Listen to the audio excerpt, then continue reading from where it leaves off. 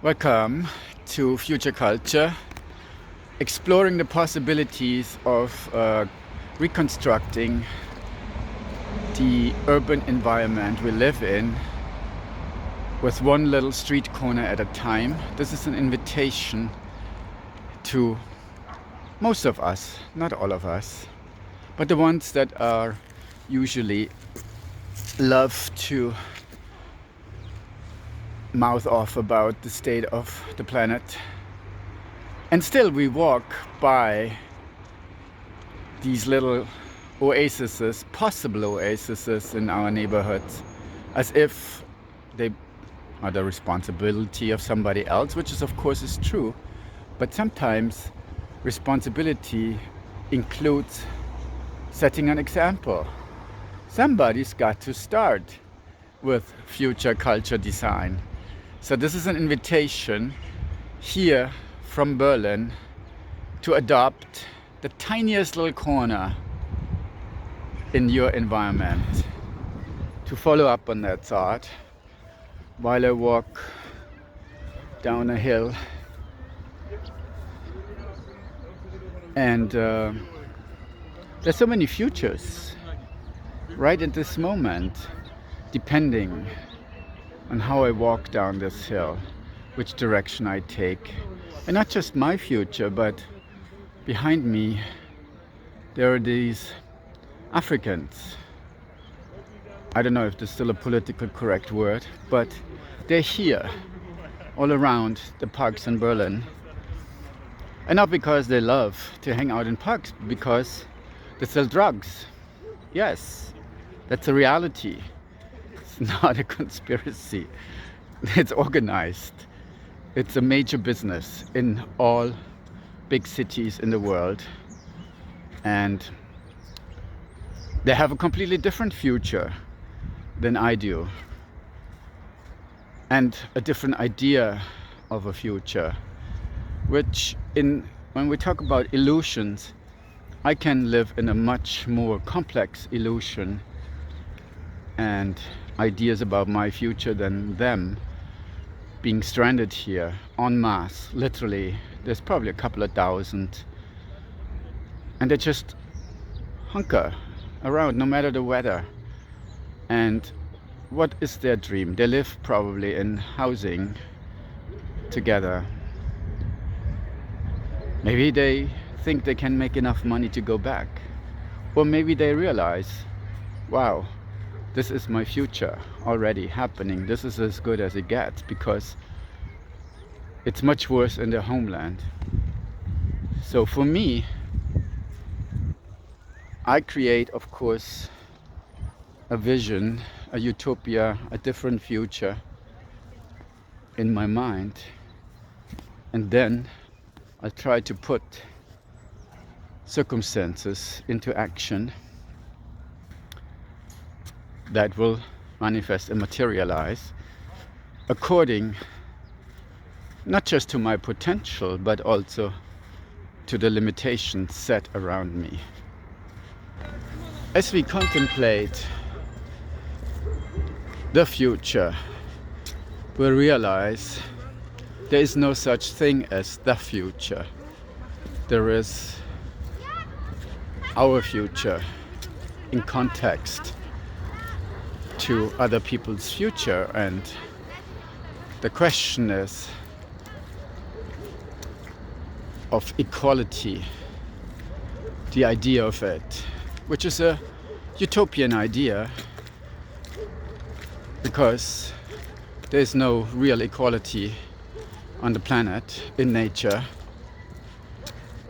It's forging on each other, gorging, and harmonizing in some ways to keep things in balance, that one species does not. It's not about dominating, it's not threatening the whole system. And within humanity, within society, it's similar.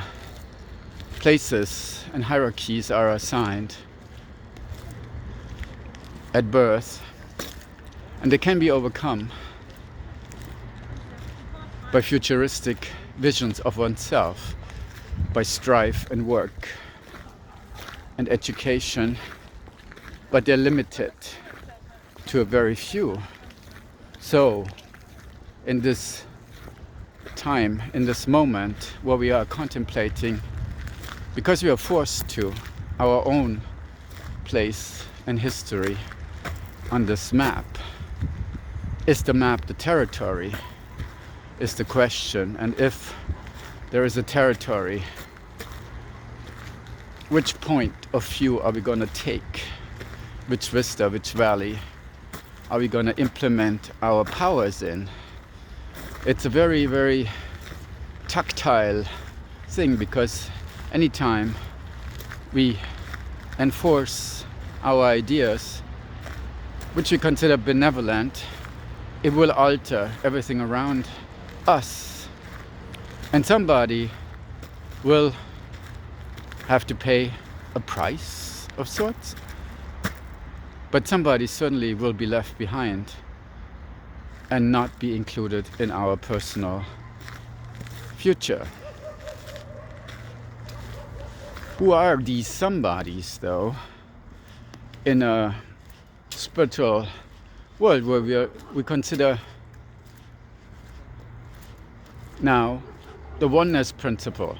We are conscious enough, whatever consciousness is, it still has not been defined mathematically, but we claim it. We claim that we are more conscious than an ape, even more conscious than a dolphin, for sure more conscious than a fly. And still, we have these blind spots. We are not fully acknowledging.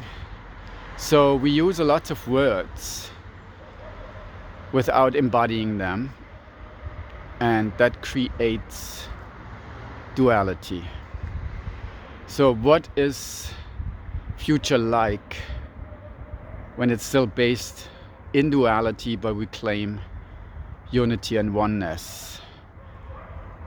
The way to deal with this is to accept that there are limitations to what's possible on the planet, with our body, and especially with our mind, and that we only can take care of a very, very minute area of life, and that our main responsibility is to take care of that self we claim as us, as I am, identify with, that this self stays healthy, so it does not become a burden to others and a victim of this imagined future. If future is imagined, what about reality? Is reality imagined? What is necessary to experience reality? Is it taking a photo of oneself that proves one's existence as a body, as a gender, as a productive member of society that has value to the whole, so one feels safe and feels a sense of belonging? Because that's one thing the future cannot promise us. That only can be experienced in the present moment. And safety, especially considering the circumstances in the world, seems to be not given to us anymore from an outside environment that has undergone major changes and upheavals since thousands of years. It's nothing new. And we had a brief moment in time to indulge in certain parts of Western society in the imagined world that this is a peaceful world and will stay that way, that we have reached a certain level of enlightenment because enough of us desired it. And still, as the walls in Berlin prove, it's been a very, very recent concept that we actually can even contemplate such things as a harmonious with each other, where the world religions don't bedevil each other and regimes act to the benefit of the people rather than sustaining their axis of power. We are living at a pivotal moment, it seems, where we realize that the people we entrusted with this power have not necessarily our best interest in mind. Whatever that means. I mean, that's also an abstract concept and is as diverse as we have people. But the people are awakening to this sad truth that we have been manipulated into subordinates. And now we are basically, since the Industrial Revolution, just a modern version of a slave to a master, a boss, a system, a corporation that enriches itself through our force, life force that we give daily. And we have so many people on the planet right now that it doesn't seem like any other way to provide for the people. But that is a lie, because a few people are as rich as the rest of the world is poor in context. So we could have a much more radical distribution of wealth, which would mean the suffering and the discrepancy and the unhappiness would be much milder, and we could return to the idea of a future and to the idea of stopping the exploitation of the planet. Not to provide work for us, that's what is declared, that we have work and we can pay rent and taxes. So, but no, that the super rich, which have always been around, maybe there were pharaohs, there were kings, it doesn't matter in history. Oligarchs are the new version, corporate oligarchs, which are not per se evil. It has nothing to do with that. It has to do with human nature, and that if we are not sure of the safety projected into the future, we accumulate and we store and hoard, and we try to create our own little version of utopia, keeping everybody out. That's what the rich are doing. They're keeping us out and preoccupied with survival. And that's what has to change. But it can only change with each individual at a time, realizing this principle has to stop. More specific, what has to stop is the consummation of products sets of services that keep this alliance of the unholy afloat, and not just afloat, but let them have the ultimate influence over our political system. And that can be on any level, the lower level of a city level, up to the presidency and a chancellor of a country, like in our case, that has given over at this moment in time their responsibility to multinational health organizations and pharmaceuticals that are not necessarily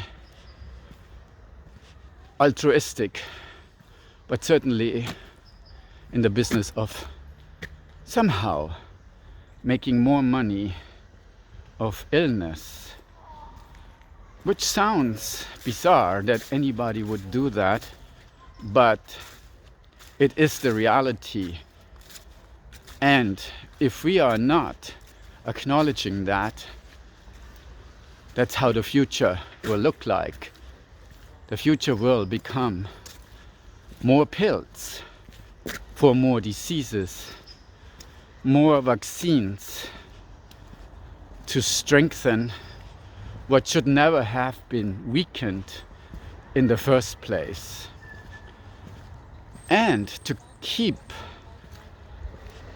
society enslaved and codependent now on these various vaccinations, which never were intended to be a yearly or bi-yearly ritual, as our body had been very much able in the past to protect itself.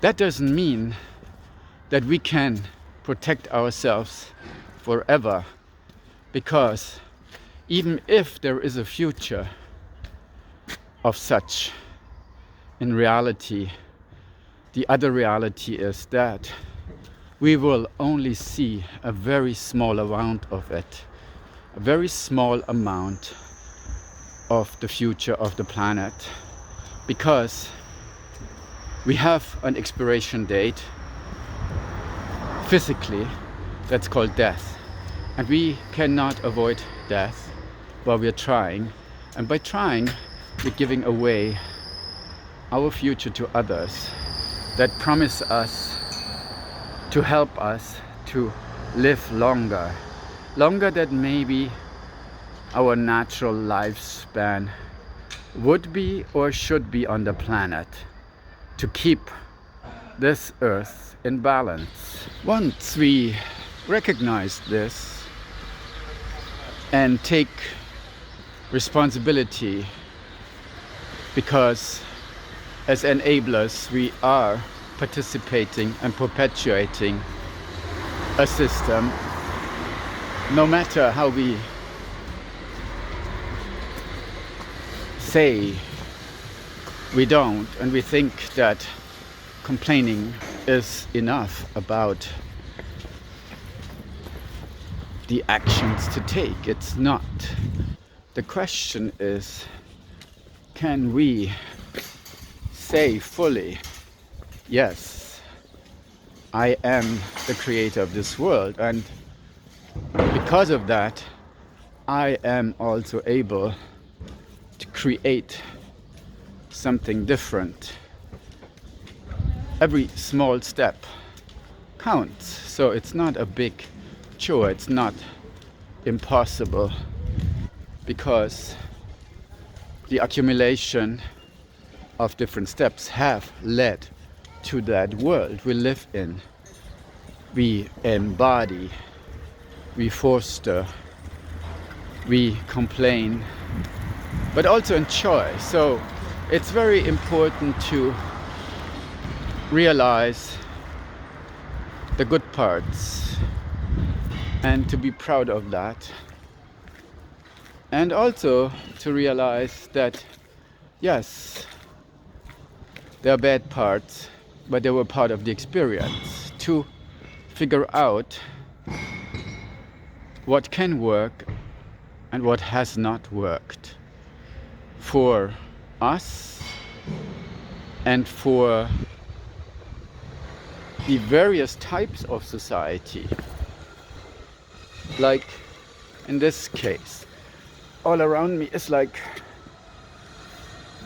a new part of Berlin built for cohabitation, and probably the places are quite lovely and luxury inside, but the outside has been sterilized to such a degree that it's not a feedback loop. It's not something that encourages the growth of the soul. So we have many, many talented people that could get together and re-envision these environments by identifying what's lacking and by minor steps that will create a beneficial living and working environment that elevates our happiness, because that's what it's about. It's not about the future. It's about the happiness of a future human being, your happiness. Without that, like some very famous people said, without that, most of us are already dead while we are alive. And that's a tragedy, because life is miraculous. To be a human is also a miracle. It's very unusual in context to all the other living beings, without overrating our humanity. But be grateful for it. Be grateful for the abilities we have been given to even think these thoughts, and like me at the moment, to articulate them for others, so we can communicate and feel like we are exchanging ideas, we are heard, we can express what we need. And I think that is the point of future culture. The silent voices need to be not silent anymore. They need to have a platform where we can share and discuss in friendly jousting, and then practice the validity of these ideas together, to set the example so others can pick up on these practices and emulate them for themselves. And in that sense, we can create these soul networks that hopefully will prosper and enrich the way we want to go forward, because we all have been confronted that the work is now. The work has to happen now. There is no path back. That's the awakening. That's the premise, and that's the promise. That was it for future culture. Design for the soul. You're welcome. I'm your host, Richard Schemmerer, and this is Berlin.